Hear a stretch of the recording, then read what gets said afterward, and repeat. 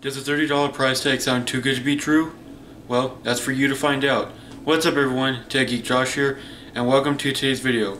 In today's video, we will be reviewing the LG Risio 2. So without any further ado, let's get into it. So first, let's talk about the display on the new LG Risio 2. We get a 5-inch FWVGA display, which has a resolution of 480 by 800 pixels.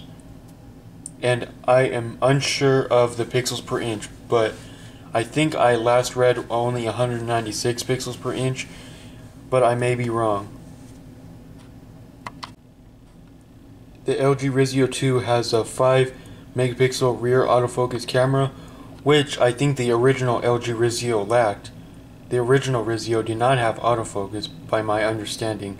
But with this new LG Risio 2, we get autofocus, which is very nice on LG's part. And on the front, we get a 2 megapixel front shooter on the LG Risio 2. Now let's talk about the processor that the LG Risio 2 has.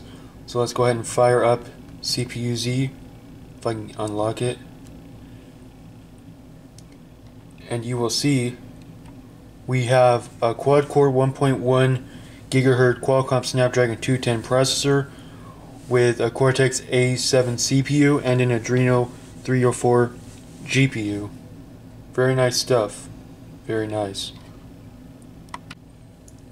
So now let's take a look at our Quadrant Scores.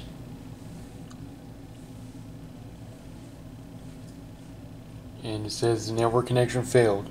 So I'll be right back while I run another one. So another quadrant has just finished up. Let's see if we get the same message.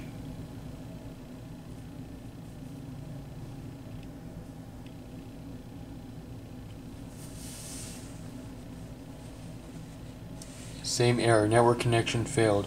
What's with LG and not letting users run benchmarks on their devices? Come on LG, you need to fix that. And I highly doubt you guys are watching because, well, LG's a big company and I know they won't watch any of my videos because I'm a small YouTuber compared to other big YouTubers. So LG needs to fix their bleep. You know what I was about to say. So Geekbench has just finished up literally like 10 to 15 minutes later, and as you can see for the single core score, we got a score of 389. As for the multi-core score, it's actually a little lower than I was expecting, but given the fact that this thing only runs at 1.1 GHz quad core, the speeds should be about right. So we get a multi-core score of 1007. Curious, are we on the board? Not for the single core and not for the multi-core score. I just run tests like this to give you an idea how they run. I don't give much stock into running them. I just run them to give you a general idea of how they perform. Because of time constraints, I have not downloaded a game to test the performance, but I have downloaded Farming Simulator 14, and I can tell you it runs quite well on the Risio 2, so not a problem with that game. But other demanding games, you might encounter some hiccups and some lag. Just keep that in mind. It's only $30, so also keep that in mind. The Risio 2 comes with 16 gigabytes of onboard storage, but out of that 16 gigabytes, only 9.33 gigabytes are available to the user right out of the box. And that's quite disappointing with a full 16 gigabyte phone. You would think that we should get like around 13 to 14 gigabytes, or maybe a little less than that. I'm actually being a little greedy when I say that. But yeah, around 12 to 13 gigabytes more likely out of 16 instead of only 9.33. But I've downloaded very few apps, and if you can see right here, I have about 7.58 gigabytes available left, which is not bad at all. But yeah, come on, LG. 12 to 13 gigabytes at the minimum. And that brings us to our last topic for this review, battery life.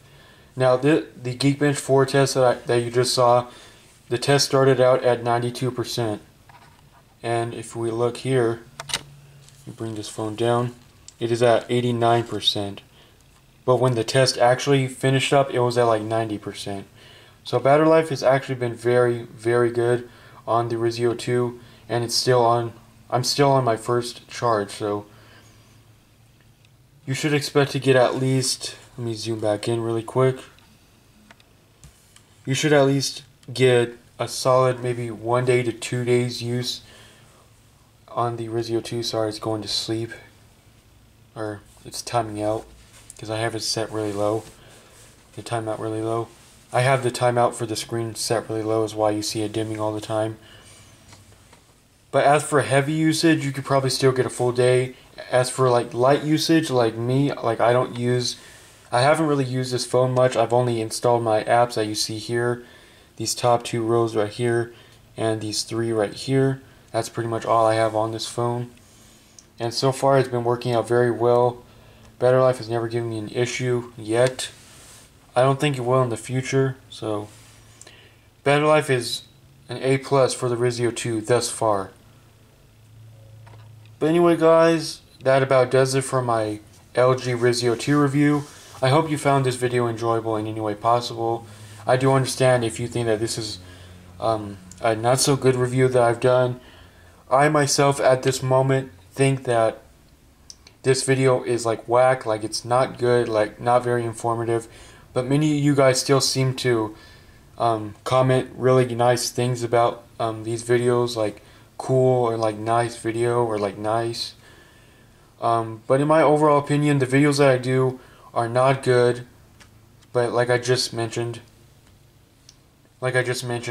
you guys still give me support no matter how bad my videos turn out to be. And I actually need you guys to be real with me. Like I need you guys to be truly honest and comment whatever you think of my videos starting from today.